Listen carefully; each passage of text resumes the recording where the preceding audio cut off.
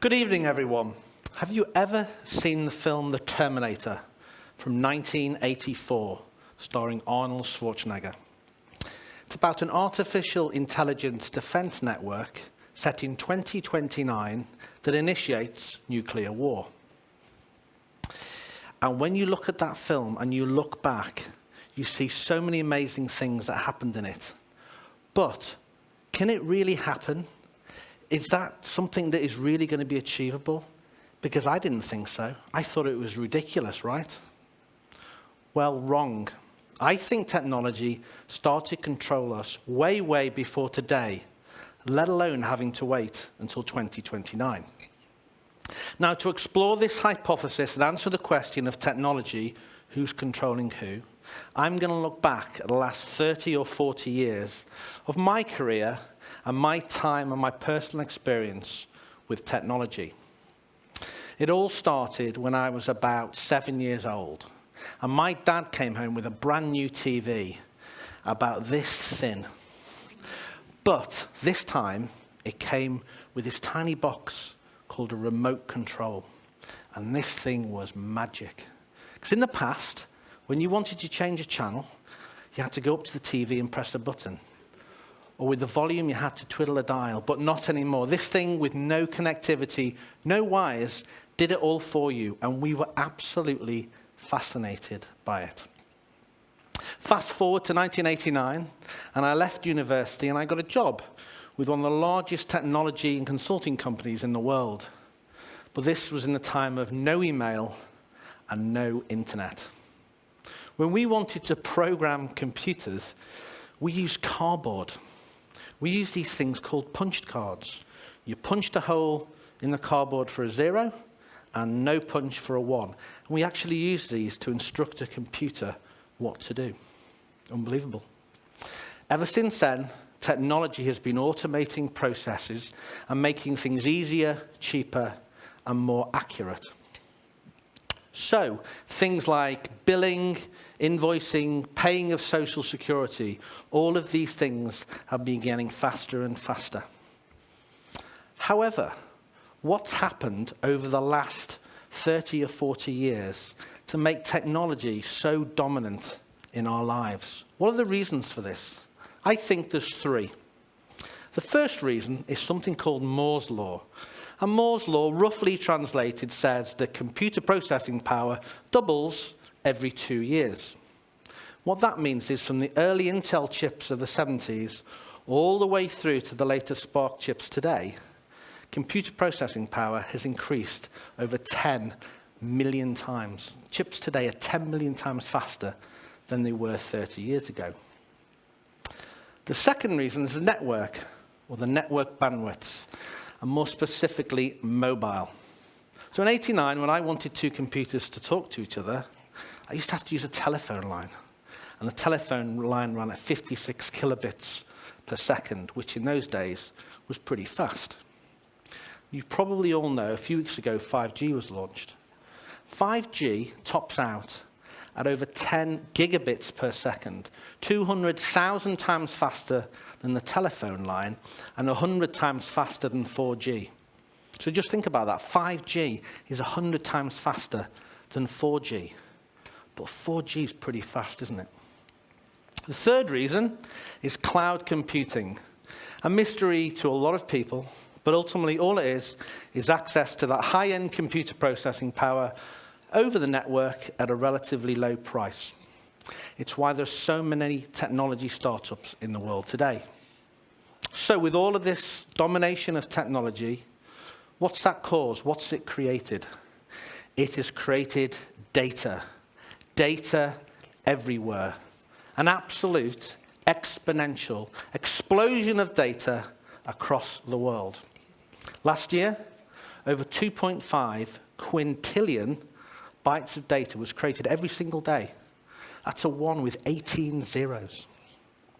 Next year, 2020, it's estimated that over 1.7 megabytes of data is going to be created by every single person on Earth every second of every day. That's like everyone taking a digital photograph and storing it every second of the day. So, with all of this technology and all of this data, what's that meant? Let's start answering the question of who's controlling who here. And let's start with industry. I've worked in 2 industries in my life. I worked in retail and financial services. Now, in retail, I was fortunate enough to be the CIO of the largest consumer electronics retailer in the world, out of the US. And we were massive. We spent over $1 billion a year on IT. And we had over 3,000 people who were in the technology group. What did they do? How could we spend so much money? Because I know when I go into one of our stores and I buy, say, a TV like my dad did, I look at the TV, I check the brand, I look at the price, I probably compare the price, and if it's okay, I buy the TV. Simple and straightforward, right?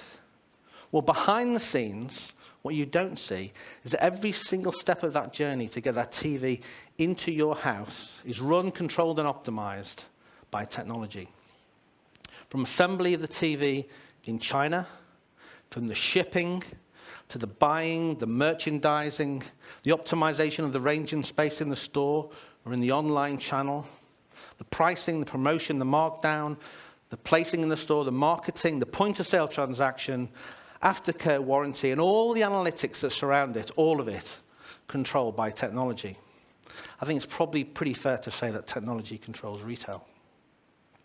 The second industry that I've worked in is financial services and banking.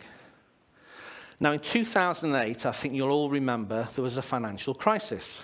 And in 2008, believe it or not, banks didn't know, which means had no idea, where all their liquidity or cash was during the day. No idea at all. So one of the reasons why Lehman Brothers went bust.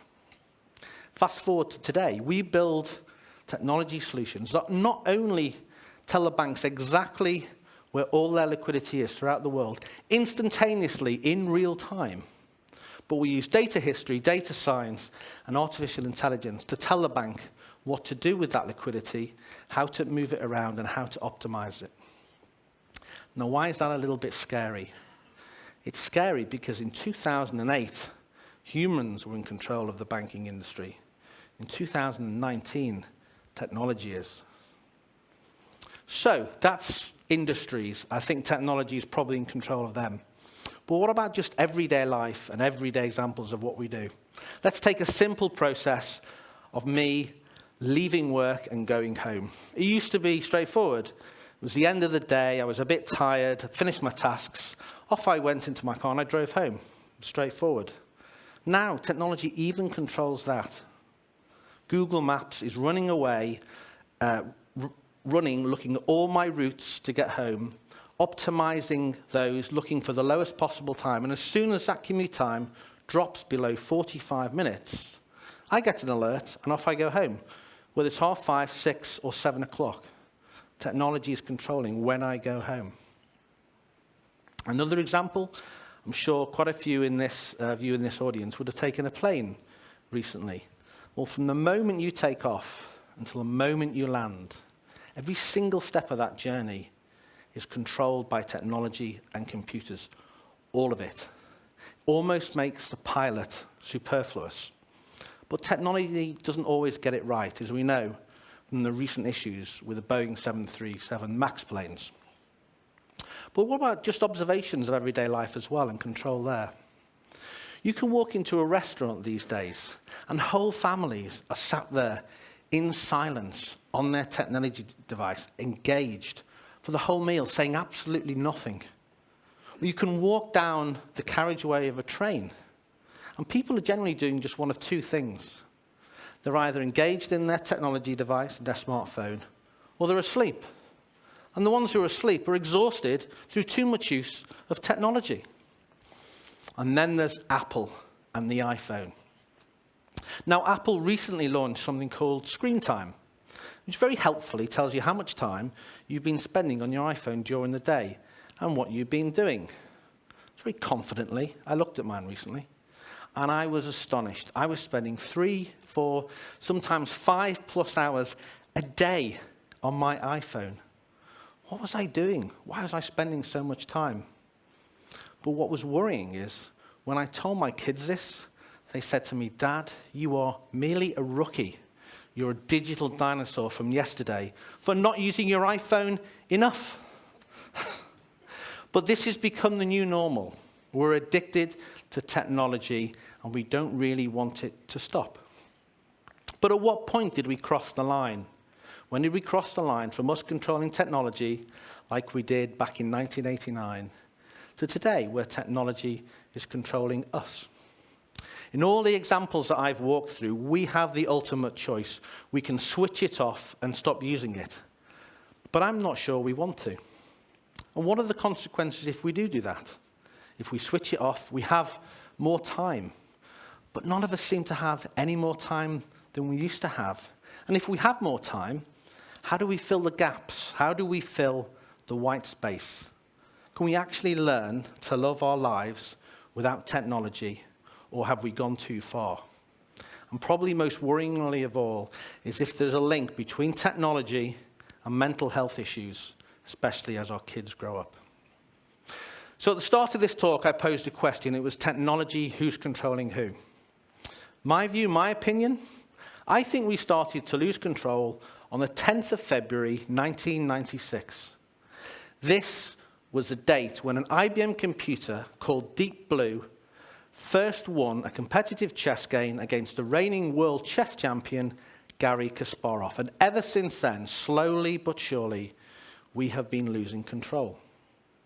And I think in 20 years' time, we will look back at today and think technology we have today is rudimentary, because it's due to advance as much in the next 20 years as it did in the previous 20 years.